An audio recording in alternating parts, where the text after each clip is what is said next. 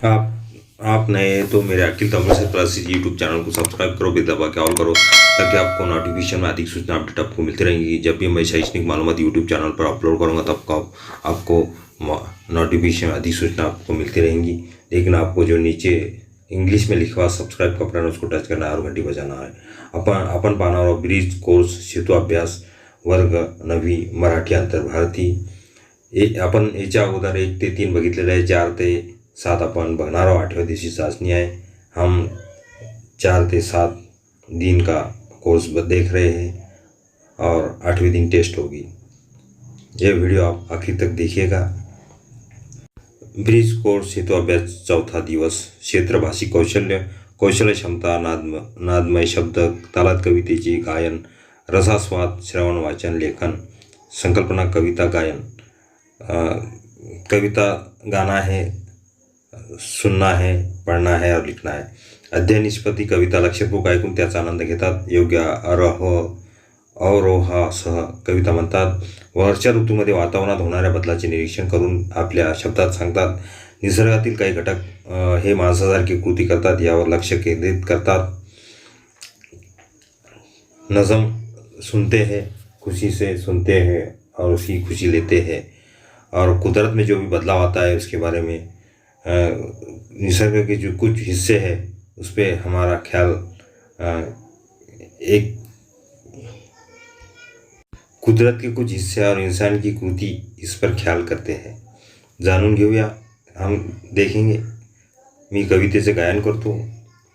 जिकडे तिकडे पाणीच पाणी, जिकडे तिकडे पाणीच पाणी, खळखळणारे झरे, झुळझुळणारे गवत पोपटी, लवलवणारे तुरे, नवी लकाकी झाडावरती, सुखात पाने फुले नहाती, पाऊस वारा झेलीत जाती, भिरभिरती पाखरे, हसत भिजती निळसर डोंगर, उड्या तातुनी घेती निर्झर, कडे कपारी रानो राणी, नाद नाचरा भरे, मध्येच घेता वारा उसळी, जरी ढगांची तुटे साखळी, हिरव्या राणी ऊन बागडे, हरिणा परी गोजिरे, हरिणा परी गोजिरे।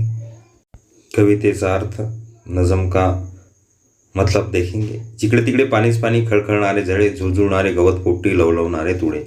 जिकडे तिकडे पाणीच पाणी झाले आहे, खळखळ आवाज करीत आहे, वाऱ्याचा मंद आवाज, झुळकीचा पोपटी रंगाचे जे गवत आहे झुळझुळत आहे, गवताचे शेंडे लवलवत आहे। जिधर उधर पानी पानी दिखाई दे रहा है और जो भी नाले हैं खलखल आवाज़ में बह रहे हैं। हवा से जो घास है वो हल रहा है। नवी लकाकी झाडावरती, सुखात पाने फुले नाहती, पाऊस वारा झेलीत जाती, भिरभरती पाखरे। पाऊस पडल्यामुळे झाडांना नवी चमक आलेली आहे आणि झाडे तजेलदार दिसतात। पावसाच्या धारामध्ये झाडांची पाने फुले सुख समाधानाने भिजत आहेत, जणू त्यांनी आंघोळ केलेली आहे। पंखावर पाखरे भिरभिरत आहे। जिकडे तिकडे पाणीच पाणी, खळखळणारे झरे। बारिश गिरने के बाद में सब पेड़ पौधों पे चमक आ गई है और वो तरोताज़ा दिख रहे हैं। जिस तरह बारिश के धार में झाड़ फूल उन्होंने नहा चुके हैं, ऐसे दिख रहे हैं।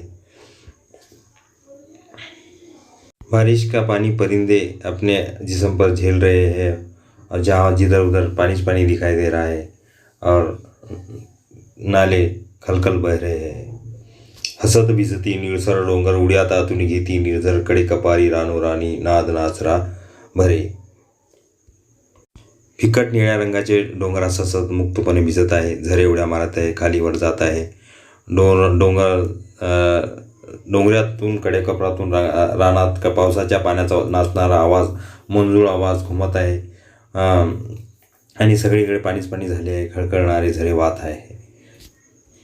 उर्दू में मतलब, फिकट नीले कलर का पहाड़ हंसते हंसते भीग गया है और पहाड़ से जो झरना उड़ी मारता हुआ बहता है। पहाड़ के ऊपर जंगल में बारिश में पानी का नाचने वाला आवाज़ घूम रहा है। सभी और पानी हुआ झरना, नदी खलखल बहती है। मध्येच घेता वारा उसळी, जरी ढगांची तुटे साखळी, हिरव्या राणी ऊन बागडे, हरिणा परी गोजिरे। मध्येच हवेने उसळी घेतली आहे. आकाशातल्या काळ्या ढगांची पांगापांग होत आहे. ढग विखुरलेले आहे, पळत आहे, इकडे तिकडे पांगलेले आहे. हिरव्यागार रानात झुंजरा हरणासारखे ऊन बागडत आहे. सभोवती पाणीच पाणी झाले आहे. खळखळत आवाज करीत झरे वाहत आहे. आता उर्दूमध्ये अर्थ: जोर की तूफानी हवा से बादल काले काले बादल चले गए हैं. हरे भरे रंग लगे खूबसूरत हिरन जैसी तू खुशी से नाचती है. अतराफ में पानी ही पानी झरने में खलखल बहने लग रहा है. विद्यार्थी मित्रांनो, ही कविता तुम्ही गायन करायची आणि त्याचा व्हाट्सअपवर ऑडियो क्लिप टाकायची है. ये नज़म गाना है और इसका ऑडियो व्हाट्सअप पर डालना है. सक्षम बनू या शिक्षकांनी विद्यार्थ्यांना कवितेचा भावार्थ समजून द्यावा. आपण भावार्थ त्याचा अर्थ बघितलेला आहे. हमने उसका नज़म का मतलब देखे. कवितेने आकलन कसे होते हे समजून सांगावे हे सुद्धा आपण बघितलेले आहे. विद्यार्थ्यांनी कवितेचा भावार्थ समजून घेणे, अपरिचित शब्दांचा अर्थ शोधणे, कवितेतील मुख्य कल्पना समजणे, या कवितेचे समानार्थी शब्द लिहून आपण व्हॉट्सअप ग्रुपवर टाकावे. चला सराव करूया. शिक्षकांनी विद्यार्थ्यांकडून आपल्या आवडत्या ऋतूवर आधारित कविता पाठांतर करून घेणे व वर्गात अभिनय सादर करण्यासाठी प्रेरित करणे. आपण पावसावर आधारित कविता आपण पाठ करावी आणि त्याचा ऑडिओ आपण व्हॉट्सअपवर टाकावा. विद्यार्थी मित्रांनो, कोणतीही चांगली कविता आपल्या वर्षा ऋतूवर पावसावर असेल ती बारिश पे जो भी नज़म है याद करना और उसके ऑडियो मराठी में याद करना है कविता और उसके ऑडिओ डालना है. कल्पक हो या तुमच्या आवडत्या ऋतूमध्ये निसर्गात जे बदल घडतात ते थोडक्यात लिहा. तुम्हारे आवडत्या ऋतूमध्ये तुम्हारे जो भी ऋतु पसंदीदा है, जैसा धूप काला है, बारिश है, ठंड काला है, इसमें से जो भी ऋतु पसंद आता है उसके बारे में आपको मालूमात लिखना है. निसर्गात ऋतुमध्ये जो बदल होता है, कुदरत में जो भी बदलाव होता है उसके बारे में मालूमात लिखना है और वो हमें हमारे नंबर वैयक्तिक नंबर पे भी आप डाल सकते हैं. कल्पना करा तुम्ही खालीलपैकी कोणतेही एक घटक आहात. वर्षा ऋतूमध्ये तुमच्यात कोणकोणते बदल होतील ते थोडक्यात सांगा. आता शेत आहे. पाणी पडल्यानंतर जसे पाणीच्या अगोदर शेत कसे काळे दिसते, पण पाणी पडल्यानंतर त्याच्यामध्ये हिरवळी निर्माण होते. सगळीकडे हिरवळ दिसते. सब हरा भरा दिखाई देता है. और शेत में शेतकरी लोक पेरतात. पेरल्यानंतर धान्य उगवते आणि सगळे झाड हिरवेगार दिसतात. थंडी हवा आपल्याला अंगाला लागते. चांगले सगळीकडे हिरवेगार दिसून येते. तसं गावामध्ये सुद्धा बदल होतो. गावात पाणी पडते. पाणी पडल्यानंतर सगळे चिखल होतो गल्ल्याभोळीमध्ये आणि पाणी पडताना आवाज होतो. कशाचा आवाज होतो? पत्राचा. असा वेगळा अनुभव आपल्याला गावामध्ये दिसून येतो. आणि गावाजवळ आसपास जे नदी नाले आहेत त्यांना पूर येतो. हे पावसाळ्या ऋतूचं वर्णन आहे. शहरामध्ये पाणी पडते. शहरामध्ये जे नाले आहेत ते खूप भरून चालतात. तिथं कळत नाही. फक्त नदी नाले नसतात. शहरामध्ये पाणी हे नाल्याद्वारे वाहते. शहरामध्ये आपल्याला जंगल दिसत नाही, परंतु पाणी पडल्यानंतर सगळे ओलावा दिसतो. इस तरह आप भी ये तीनों ऋतु के बारे में घर, शेत, खेत, गांव, शहर में जो भी बदलाव आते हैं तीनों ऋतु में आप लिखकर व्हाट्सएप ग्रुप पे डालो. पूरक साहित्य स्रोत किशोर मासिक दीक्षा ऐप. ये किशोर मासिक ऐप भी पढ़ना है और दीक्षा ऐप पे आप देखना है मराठी के बारे में. आपको अच्छी तरह से मालूमात सभी सब्जेक्ट की मिलेंगी. इसलिए दीक्षा ऐप भी रोज़ आप देखो. क्षेत्र लेखन कौशल्य क्षमता स्व अभिव्यक्ति, चित्रावण गोष्ट लिखना, कहानी लिखना है तस्वीर को देख के. हम ब्रिज कोर्स नंबर 5व्या दिवसाची माहिती बघत आहोत. अध्ययन निष्पत्ती येत्या 8वीत आपल्या कल्पकतेनुसार गोष्ट, कविता, वर्णन इत्यादी लिहिताना भाषेचा सर्जनशीलतेचा वापर करतात. चांगले शुद्ध भाषेत लिहायची आहे. भूतकाळामध्ये गोष्ट लिहायची आहे.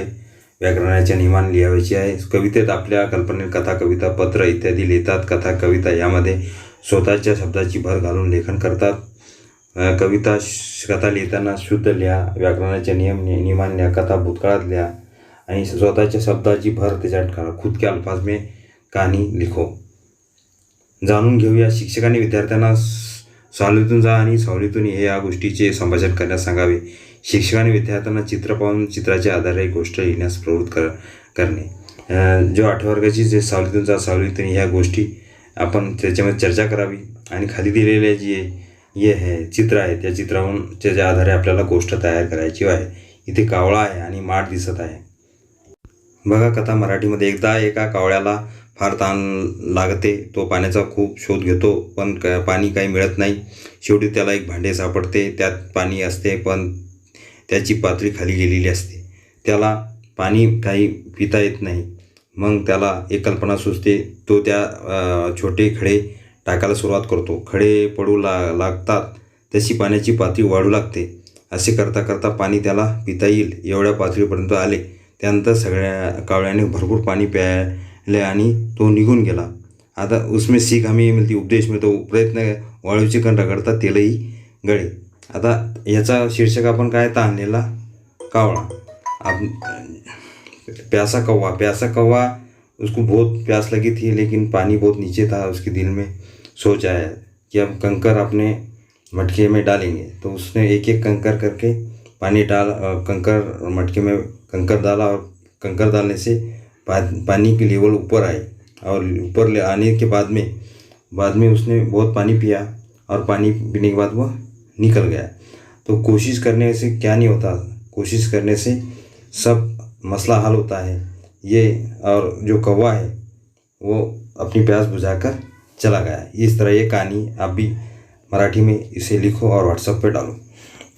शिक्षकांनी विद्यार्थ्यांनी लिहिलेली गोष्ट वाचावी. चित्राच्या आधारे चित्राचे निरीक्षण करून तसेच चित्राच्या वर्णनासाठी वाक्य तयार करून विद्यार्थ्यांना गोष्ट लिहिता येते की नाही हे पाहावे.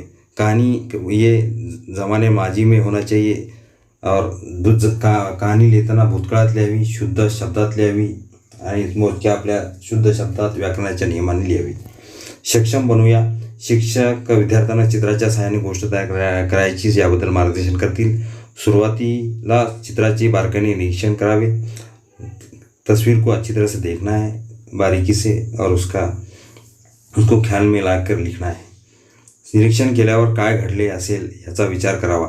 उस निरीक्षण करते वक्त हमें वहाँ क्या हुआ उसके बारे में सोचना चाहिए. गोष्ट भूतकाळात लिहावी. गोष्ट कभी भी जमाने माजी में होना चाहिए. गोष्ट प्रभावी होण्यासाठी काही संवादात्मक वाक्य समाविष्ट करावीत व योग्य विरामचिन्ह वापरावीत. कहानी अच्छी होने के लिए हम कहावतें भी इस्तेमाल कर सकते हैं. जुमले में इस्तेमाल भी अच्छी तरह इस्तेमाल कर सकते हैं और विराम चिन्ह का इस्तेमाल भी कर सकते हैं. गोष्ट पूर्ण झाल्यावर गोष्टीला शीर्षक द्या. कहानी हमने पूरी लिखी तो हम उसको नाम दीजिएगा और सीख भी देना ज़रूरी है. सक्षम करू. शिक्षकांनी विद्यार्थ्यांना पुढील चित्र दाखवीत व चित्राच्या आधारे गोष्ट लिहिण्यास सांगावी. वरील सूचनाचे पालन करण्यास सांगावे.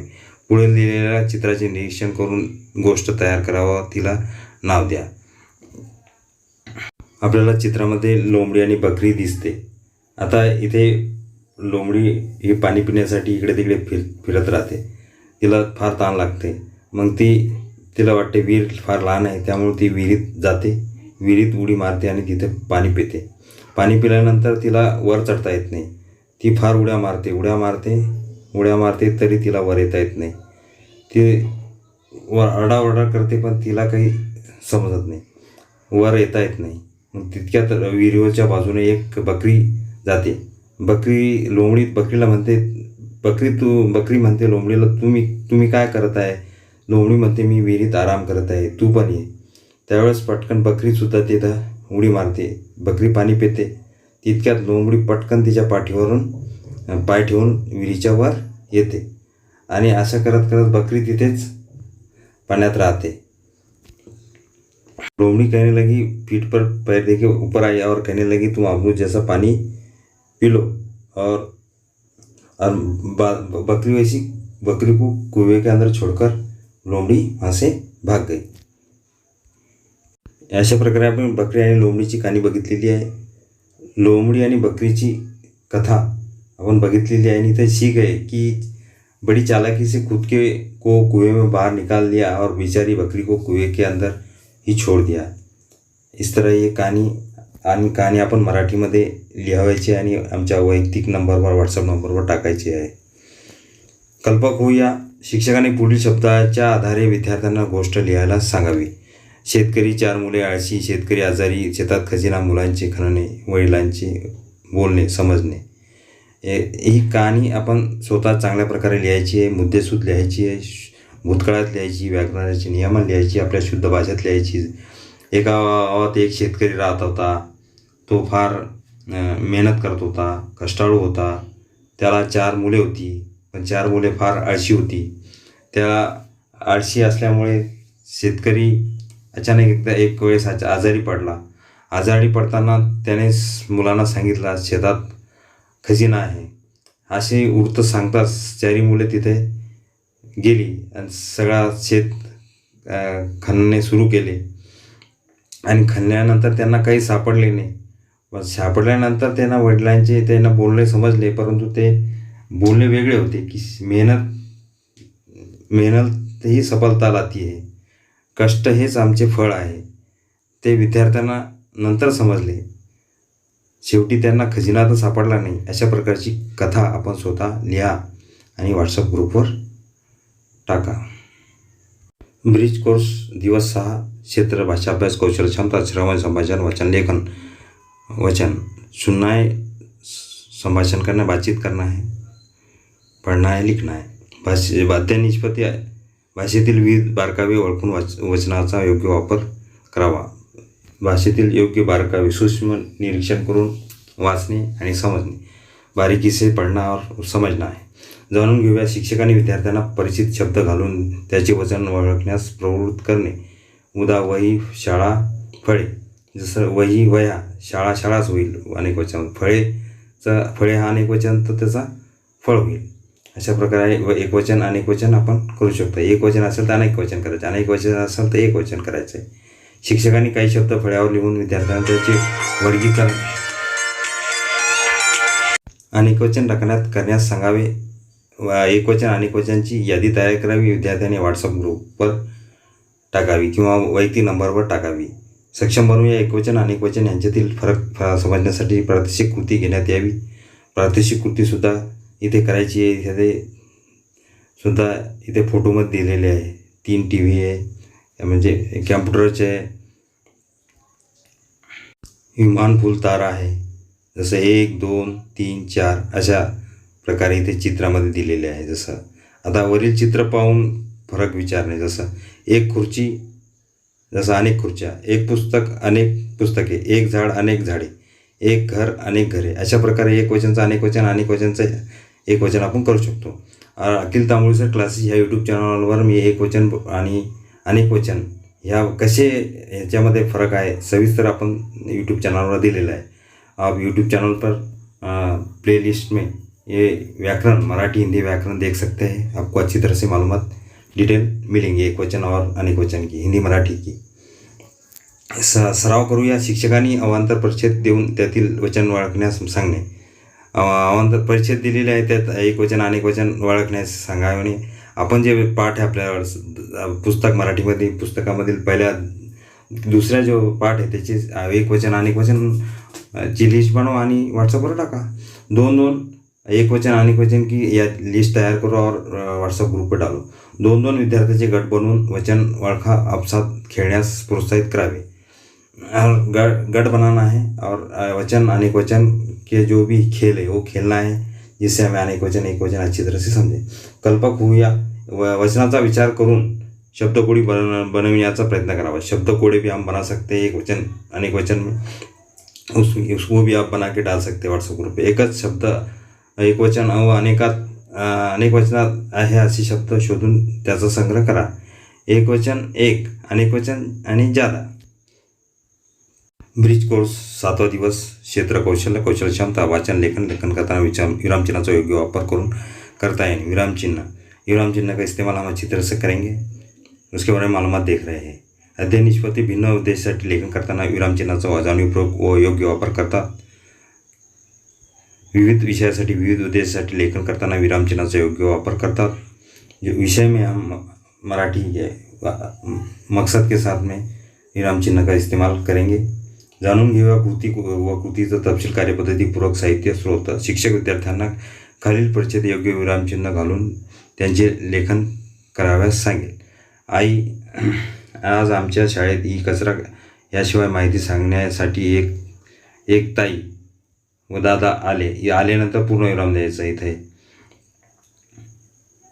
आई इथे उद्गार दुहेरी अवतरण चिन्ह सुद्धा वाक्यात वाढून टाकण्यासाठी दे सकते हैं. वाक्य को बड़ा चढ़ा के बताने के दुहेरी अवतरण चिन्ह का इस्तेमाल करें.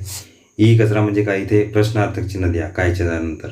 आईने विचारले, ई कचरा म्हणजे आपल्या घरातील जुन्या पुराणे अन्न घालणाऱ्या खराब झालेल्या आपण अडगणीत टाकून दिलेल्या विद्युत उपकरणाचा कचरा असा कितीसा ई कचरा असतो पूर्णविराम इथे असतोच्या नंतर. प्रत्येकाच्या घरात आई म्हणाली इथे तुम्हाला स्वल्पविराम द्या. आणि इथे आईच्या वर उद्गारावर दुहेरी अवतरण चिन्ह देऊन हे वाक्य पूर्ण. खूप हे कचरा असतो इथे असतो पूर्णविराम आहे. प्रत्येकाच्या घरात बघ आता खराब झालेला फोन, मोबाईल, संगणक व त्याचे भाग, फ्रीज, टी व्ही, मिक्सर इथं बी स्वल्पविरामचा द्यायचे आहे. ट्यूबलाईट इथे सुद्धा स्वल्पविराम द्यायचे. अरे बापरे, उद्गार काढलेले आहे. अरे बापरेच्या ठिकाणी उद्गारवाचक चिन्ह द्यायचं आहे. खरंच बाप की बरीच मोठी यादी होईल ह्या ई कचऱ्याची. शेवटी आखिर में पूर्णविराम देना है. अरे बापरे के आगे उद्गारवाचक आणि विस्मयदिवर्धक चिन्ह देना है. फ्रिज, टीवी, जो मिक्सर है यहाँ अल्पविराम देना है. और यहाँ पूर्णविराम एकेरी अवतरण चिन्ह, दुहेरी अवतरण चिन्ह भी पैराग्राफ में देना है. इस तरह विराम चिन्ह देकर आप ये पैराग्राफ व्हाट्सएप ग्रुप पे डालो ताकि आपको विराम चिन्ह कहाँ दिया जाएगा आपको अच्छी तरह से मालूमात हो सकती है. सक्षम बनवूया. भाषापट्टीतील विरामचिन्हाची कार्ड दाखवून त्यांची नावे विद्यार्थ्याकडून काढून घ्यावी. आता याला अर्धविराम, हे प्रश्नार्थक चिन्ह, स्वल्पविराम, पूर्णविराम, उद्गारवाचक चिन्ह, एकेरी अवतरण चिन्ह, अपसरण चिन्ह, दुहेरी अवतरण चिन्ह, संयुक्त चिन्ह, अशा हे चिन्हाचे प्रकार आहे. तर हे आपल्याला ये जो विराम चिन्ह है इसके नाम और इसका उपयोग इस्तेमाल, ये इसके एक परिचय बनाकर उसमें पूरी तरह विराम चिन्हों की मालूमात आप डालो और व्हाट्सएप ग्रुप पे भेजो. चला सराव करूया. शिक्षक विद्यार्थ्यांना भाषे पेटीतील विरामचिन्हाचा कार्ड देतील व वाक्याचे वाचन करतील. त्या वाक्यात ज्या विरामचिन्हाचा वापर होत असेल त्या विद्यार्थी कार्ड घेऊन पुढे जाऊन त्या विरामचिन्हाबद्दल माहिती देईल. आता विरामचिन्हाचा इथे सरळ उपयोग आहे. वाक्य पूर्ण झाल्यावर पूर्णविराम देतात. अर्ध वाक्य असेल तर अर्धविराम, प्रश्न केला असेल तर प्रश्नार्थक चिन्ह, उद्गार केला असेल तर उद्गारवाचक चिन्ह, यादी केली असेल साकार गुळ तर त्या स्वल्पविराम, साकार गुळ, चहा याच्यानंतर स्वल्पविराम द्यायचं. वाक्य शब्द वाढून द्यायचं सांगायचं असेल तर एकेरी अवतरण चिन्ह लावायचे आहे. आणि दुहेरी अवतरण चिन्हासाठी वाक्य वाढून चढून दाखवण्यासाठी दुहेरी अवतरण चिन्ह हे करायचं आहे. संयोग चिन्ह वाक्य दोन्ही जोडण्यासाठी.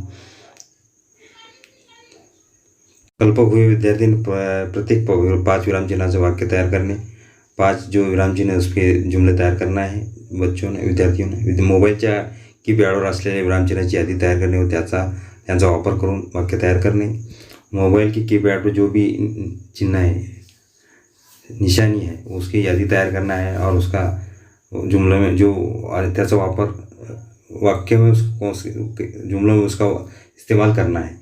ये विराम चिन्ह का इस्तेमाल जो है मेरा यूट्यूब चैनल पर वीडियो है, आप वो दे सकते हैं.